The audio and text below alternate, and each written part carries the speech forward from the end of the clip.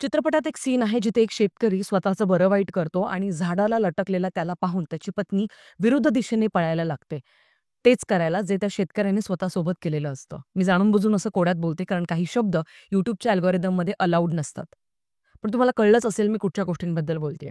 तो सीन अक्षरशः तुम्हाला हादरवून सोडेल. फ्रॅक्शन ऑफ सेकंड्समध्ये या सगळ्या गोष्टी घडतात आणि तुम्ही ते प्रेडिक्ट केलेलं नसतं. म्हणजे शेतकऱ्याची पत्नी लगेचच असा निर्णय घेईल हे तुम्ही प्रेडिक्ट नसतं केलेलं. पण ते इतक्या पॉवरफुल पद्धतीने दाखवलेलं आहे, की तो सीन अक्षरशः तुम्हाला रडवतो.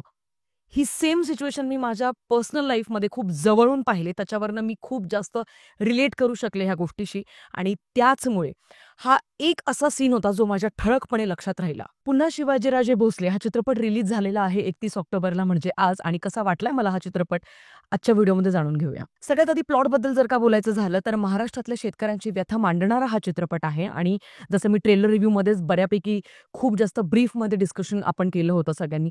शेतकऱ्यांची काय व्यथा आहे, आकडे काय सांगतात आणि ह्या सगळ्या गोष्टी हा चित्रपट शेतकऱ्यांची व्यथा मांडण्यामध्ये यशस्वी होतो का नाही हाच एक प्रश्न मनात धरून मी हा चित्रपट पाहायला गेले होते आणि बिलीव्ह मी हा चित्रपट शेतकऱ्यांची व्यथा मांडण्यामध्ये यशस्वी होतो. मी मगाशीच तुम्हाला एका सीन बद्दल सांगितलं जो मला खूप जास्त हार्ड हिटिंग वाटला.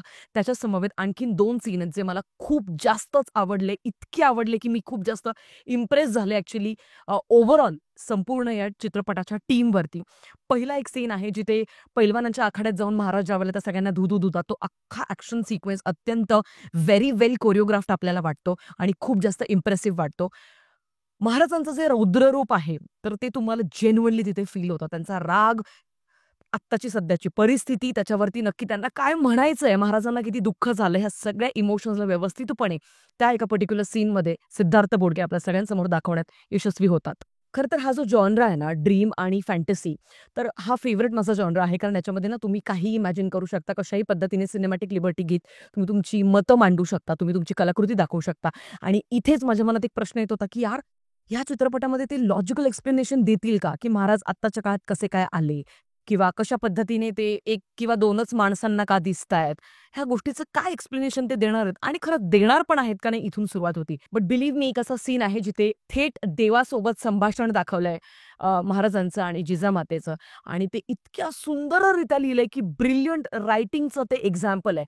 तुम्ही त्या रायटिंगच्या प्रेमात पडणार आहात. मी हे तुम्हाला आधीच सांगते. ज्या पद्धतीने संवाद तिथे लिहिलेले आहेत ही आपली ताकद आहे मराठीची. म्हणजे मला अख्खा चित्रपट एका बाजूला, पण तो एक सेगमेंट जिथे कशा पद्धतीने लॉजिकली यार त्या गोष्टी एक्सप्लेन केल्या ना, मी ते प्रेडिक्टच केलं नव्हतं आणि जसं पहिल्या चित्रपटामध्ये त्याचं काही फारसं एक्सप्लेनेशन दिलं नव्हतं त्यांनी, पण या चित्रपटामध्ये त्यांनी ॲक्चुअली दिलंय. वेल तो सीन पाहिल्यानंतर त्या पर्टिक्युलर सीनची रायटिंग खूप जास्त जबरदस्त मला वाटली आणि खूप इम्प्रेसिव्ह तो सीन मला वाटला. पटापट चर्चा करूया चित्रपटाच्या पॉझिटिव्ह ॲस्पेक्ट्सबद्दल. सगळ्यात पहिली गोष्ट कास्टिंग. अतिशय सुंदर, समर्पक आणि सटीक अशी कास्टिंग आहे.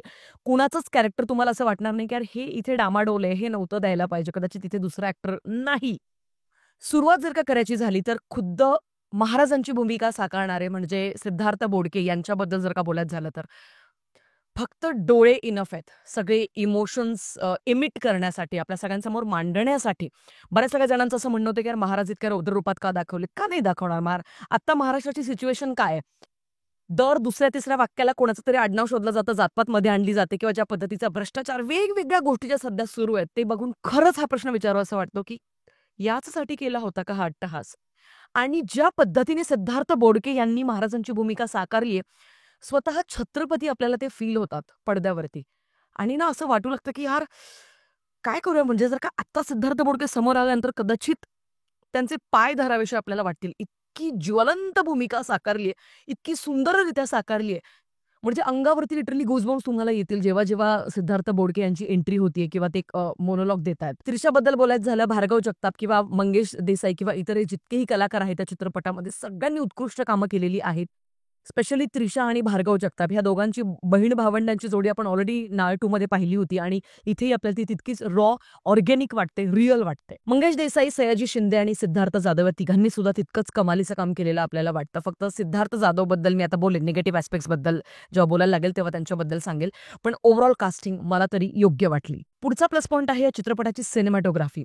चित्रपट ज्या फ्रेमने सुरू होतो तेवढी एक फ्रेम फक्त वगळली तर अख्खा चित्रपट ॲक्च्युअली सिनेमॅटोग्राफीमध्ये तुम्हाला इम्प्रेसिव्ह नक्कीच वाटेल. पहिली फ्रेम मी यासाठी म्हटलं वगळायला, कारण का ती जी फ्रेम आहे ती बऱ्याच ठिकाणी तुम्हाला अननेसेसरी शेकी होताना दिसेल. म्हणजे असं फील होतंय की इथे स्मूथली कॅमेरा ॲक्च्युअली वरपासून खालपर्यंत एका वर्गामध्ये जातोय, तर ते स्मूथली नाही झालं एक्झिक्यूट त्यांच्याकडनं. पण ती पहिलीच फ्रेम असल्यामुळे तिथे थोडीशी निराशा नक्कीच झाली. पण त्याच्यानंतर अख्खा सिनेमा ॲक्च्युअली सिनेमॅटोग्राफीमध्ये तुम्हाला खूप जास्त इम्प्रेस नक्कीच करतो. चित्रपटाची एडिटिंग सुद्धा मला आवडली. म्हणजे काही ठिकाणी खूप फास्ट पेस आपल्याला जाणवतो, काही ठिकाणी स्ट्रेची पण जाणवतो. पण overall it's a mixture of both. आणि त्याच्यामुळे काही ठिकाणची स्टोरी तुम्हाला प्रेडिक्टेबल नक्कीच वाटते, पण काही ठिकाणी तुम्ही फारसं प्रेडिक्ट नाही करू शकत. सो असं एक संमिश्र पद्धतीची एडिटिंग आहे, जी मला आवडली. पुढचा एक प्लस पॉइंट आहे चित्रपटामध्ये ना, सुरतेला लुटण्याचा सीन आहे आणि तो ऑलरेडी आपण ट्रेलरमध्ये पण पाहिला होता. तर त्या सीनमध्ये ज्या पद्धतीची विशेष लाइटिंग आपल्याला पाहायला मिळते ना, ती खूप मला उत्कृष्टरित्या केलेली वाटली.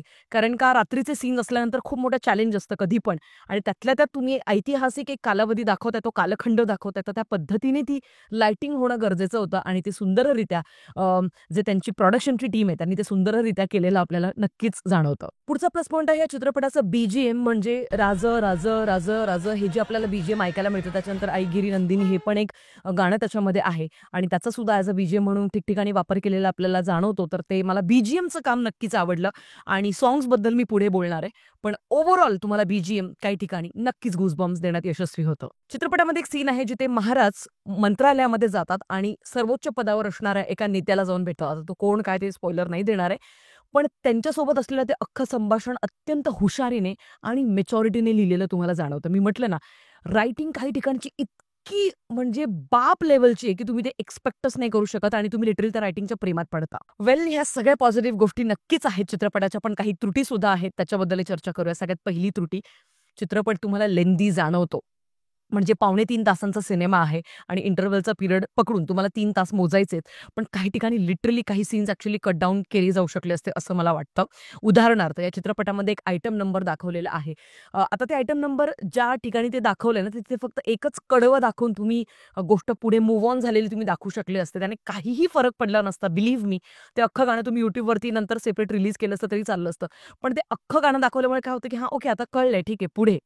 सो ते तुम्हाला फील होतं आणि हे फक्त एकच ठिकाणी नाही, आणखीन 1 ते 2 ठिकाणचे सीन्स ॲक्च्युअली कट डाउन करू शकलो असतो आपण. यार, पुढचा निगेटिव्ह पॉइंट आहे सिद्धार्थ जाधव याचं पात्र. म्हणजे खरंच सांगते, याच्या पात्राला अजिबात जास्त स्क्रीन टाईम नाही मिळत आणि त्याच्यामुळे त्याचा जो एक ऑरा विलनचा एक निर्माण व्हायला पाहिजे ना, तो तितकासा नाही होत. म्हणजे तुम्हाला तो तितका हार्ड हिटिंग नाही वाटत. अजून जास्त स्क्रीन टाईम जर दिला गेला असता त्याला, तर कदाचित खूप एक बाप लेव्हलचा विलन सगळ्यांच्या लक्षात नक्कीच राहू शकला असता, असं मला वाटतं. पुढचा एक सीन आहे जिथे ना यमराज दाखवलेले आहेत, पण तो पण सीन अननेसेसरी वाटतो. म्हणजे नसतं दाखवलं तरी पण चाललं असतं यार. एक सीन आहे जिथे खुद्द देवाची भूमिका एका कलाकाराने साकारली आहे आणि त्याचा ओव्हरऑल जो कॉस्ट्यूम आहे, अजून जास्त बेटर होऊ शकलं असतं. बिलीव्ह मी. कारण मी म्हटलं ना सुरुवातीलाच, तो अख्खा सिक्वेन्स, तुम्ही त्या सिक्वेन्सच्या प्रेमात पडणार आहे. संवाद काळजीपूर्वक ऐका. फार महत्वाचं सांगतेय मी. पण ते संवाद जे आहे ते इतके पॉवरफुल आहे, की ते ॲक्च्युअली या गोष्टीला ओव्हरशॅडो करून जातात. आणि खरंच सांगते, कॉस्ट्यूमवरती यार थोडंसं तिथे काम करायला पाहिजे होतं. ती एक उणीव नक्कीच तुम्हाला तिथे भासते. मगाशी मी ज्या बीजीएमचं कौतुक केलं, अख्ख्या चित्रपटामध्ये यार महाराजांचं एकही गाणं नाही. महाराजांचं. सिरियसली, का बरं नाहीये महाराजांचं गाणं? मी तुम्हाला आजही सांगते, गाडीत बसल्या-बसल्या माझं बरेचदा ज्या गाण्यावरती मी क्लिक करते ना, ते असतं शिवराज्याभिषेक गीत. छाती केसरीची दृष्टी गरुडाची,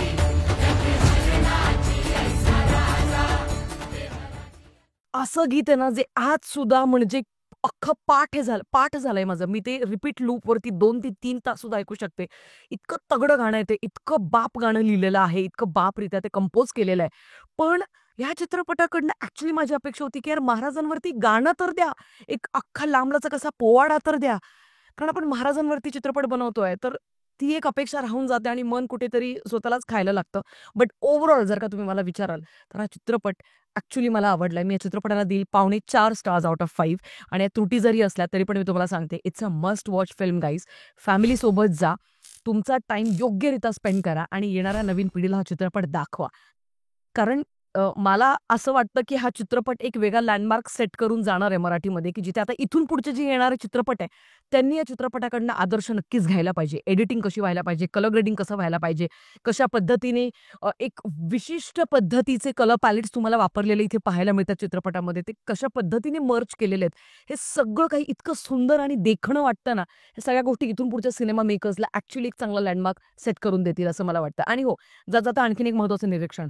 थँक गॉड हा चित्रपट ॲक्चुअली कदाचित पहिलाच चित्रपट असावा मराठीतला ज्याच्यामध्ये मुस्लिम धर्मीयांना मराठीत बोलताना दाखवलंय. मी वारंवार हीच तक्रार करत आली आहे प्रत्येक सिनेमाच्या बाबतीत, की जेव्हा यांचं कुठचं मुस्लिम कॅरेक्टर असतं तो सरसकटपणे हिंदीमध्ये बोलताना दाखवतात. मग मला आत्ताच्या महाराष्ट्रातल्या जे काही कार्यकर्ते लोकांना जाऊन हाणतात, मारतायत ना, त्यांना असं विचारायचंय, की तुम्ही मुस्लिमांना विचारताना मला कधीच दिसलं नाहीये सोशल मीडियावरती, की "भावा तू का नाही मराठीत बोलत आहे? तुम्ही का हिंदीत बोलताय महाराष्ट्रात राहून?" जसं की कर्नाटकामध्ये गेला तर तिथला मुस्लिम हा कन्नडामध्ये बोलतो. केरळामध्ये गेला तर तिथला मुस्लिम हा तुम्हाला मल्याळममध्ये बोलताना दिसेल. तर मग महाराष्ट्रात असं का नाहीये? हा प्रश्न ॲक्चुअली आत्ताचे कार्यकर्ते नाही विचारताना दिसत. म्हणूनच ही तक्रार वारंवार मी सांगत आले होते आणि या चित्रपटामध्ये ॲक्चुअली मला ते बघून भारी वाटलं. सगळ्यांनी मराठीत बोलणं गरजेचं आहे. बाकी ओव्हरऑल तुमचं काय म्हणणं आहे ते मला कमेंट सेक्शनमध्ये नक्कीच कळवा. भेटूया पुढच्या व्हिडिओमध्ये. तोपर्यंत काळजी घ्या. जय शिवराय.